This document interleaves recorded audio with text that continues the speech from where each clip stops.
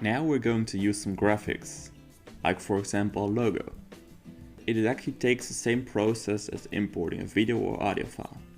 So let's just go to a graphics folder and take the graphic over here. Just drag it and drop it on top of the video. Now there's occurring a black screen. That's probably because it's, in this case, the graphic is too big for the video.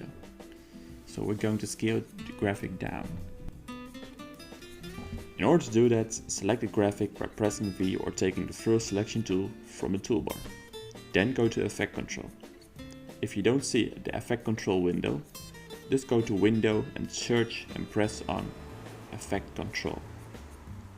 Now under Motion, open up Scale and zoom in or out by changing its value. It always starts with 100%. So let's just change this value to 50.